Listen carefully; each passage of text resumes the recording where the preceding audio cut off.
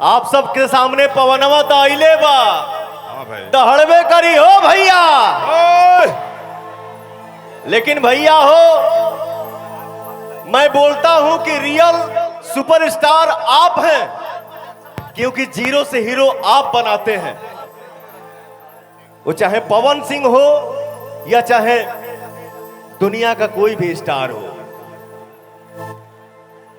एक पवन सिंह यहां खड़ा है और दूसरी सुपरस्टार जिसको आप सबका दुलार, प्यार, स्नेह, आशीर्वाद ने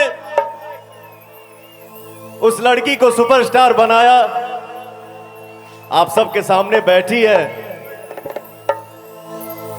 सुपरस्टार गायिका अनुपमा यादव जी के नाम पे को जोरदार ताली हो जाए हो भैया। और ये गायिका के साथ साथ अभी नायिका भी हो गई हैं। आज, कल और आज मिला के पवन सिंह का 2 छठ का गाना आया है DRJ रिकॉर्ड्स यूट्यूब चैनल से, जिस गाने को आप सब ने आज ही रिलीज हुआ और आज ही 1 नंबर ट्रेंडिंग में ला दिया। दूसरा पवन सिंह ऑफिशियल से गाना आया है मेरे, छठ गाना, जिसमें हम एक्टिंग किए हैं और मेरे साथ अनुपमा यादव जी ने एक्टिंग किया है। इस गाने को भी आप लोगों ने 10 नंबर ट्रेंडिंग पे रखा है। जय हो छठी मैया, जय हो छठी मैया, जय श्री राम। हम एक आध को गाली, फिर तू गर्दा मचैया। सुर संग्राम का विजेता मेरा छोटा भाई विकास यादव भी यहां मौजूद हैं। आप सबको अपना गायकी दिखाएगा, सुनाएगा। लव यू बेटा, बहुत आगे बढ़िए, जियो। अरे थोड़ा आप लोग सामने सामने से हटिए। हाँ हाँ हाँ। आज इस मंच पे सबसे पहले मैं यही बोलूंगा, रामज्ञा जी, मिला दा खाक में जिंदगी, मिला दा खाक में जिंदगी, जीवन मशहूर हो जाई। मिला दा खाक में जिंदगी, जीवन मशहूर हो जाई। करी जग याद कुर्बानी, जमाना लोर ढरकाई।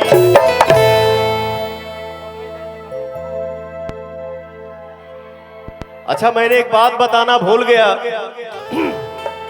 आज जो हमारा छठ गीत 1 नंबर ट्रेंडिंग पे चल रहा है, उसका म्यूजिक हमारे सुपरस्टार म्यूजिक डायरेक्टर, मेरे लकी डायरेक्टर छोटे बाबा आप सबके बीच में हैं। छोटे बाबा बस आए धृत कौशिक गोत्र। एक छोटे बाबा के नाम पे ताली हो जाए हो भैया, क्या बात है। लव यू आप सभी को। Love you, love you. एक आध गो भजन गाई।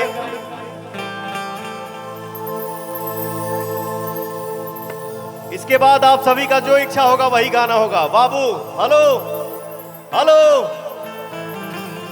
चाचा नहीं आओ ना।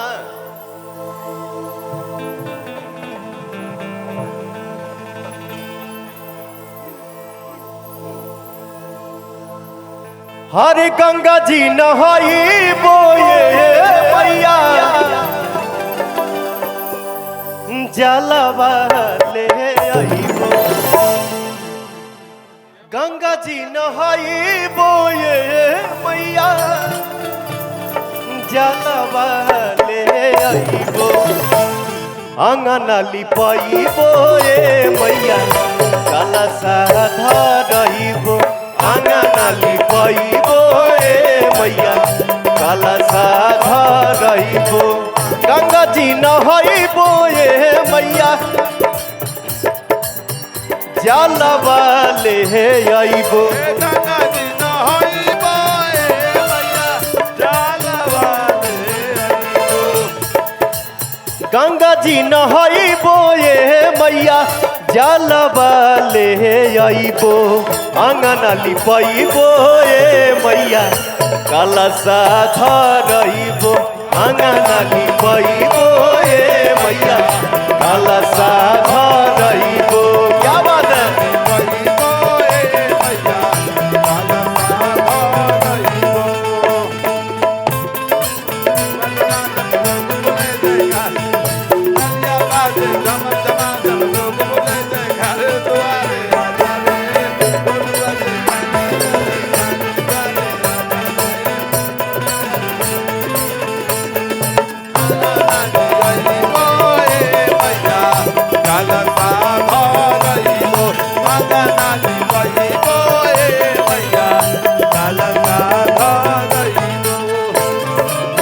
मलिनी बोलाइबो ये मैया ओढ़ाउल महंगाइबो।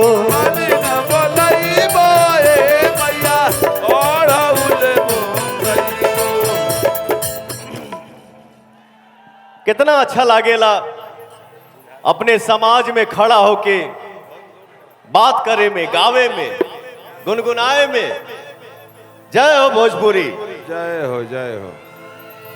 कितनी खुशी की बात है कि आज हमारे भैया चाचा मित्र जितने आए हैं, हमार माई बहन भी बैठल बाड़ी जा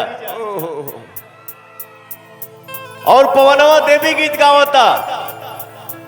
कितना खुश बाड़ी जा। प्रेम से बोलिए सच्चे दरबार की जय। पवन सिंह एक और भी बात बोलता है, भैया हो माई तमाई हो ले, चाहे वो छठी माई हो खास, चाहे दुर्गा माई, चाहे काली माई, चाहे सरस्वती माई, चाहे ई माई जौना माई के पेट से हमनी के पैदा भइल बानी जा। क्या बात है। जय हो भोजपुरिया समाज।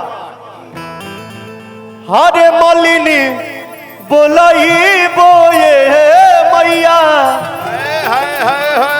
ओढ़ाउल महंगाइबो ओही ओढ़ाउलवा ये मैया अगनाली पाइबो ओही ओढ़ाउलवा ये मैया ओही ओढ़ाउलवा ये मैया तोह केलू भइबो।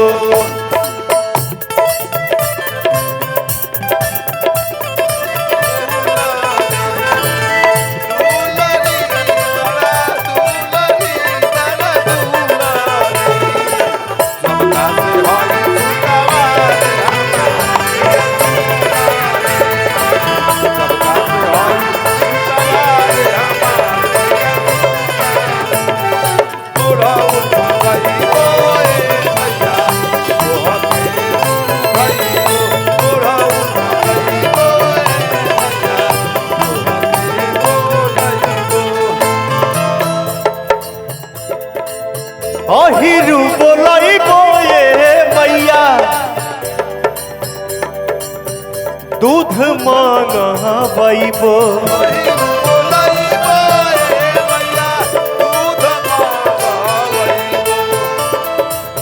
अहिरू बोलाइबो ये मैया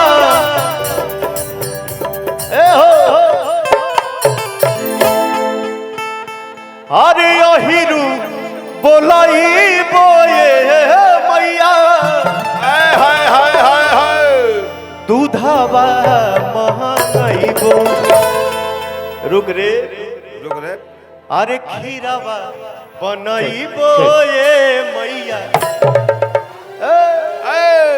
खीरावा बनाइबो ये मैया भोगावा लगाइबो खीरावा बनाइबो ये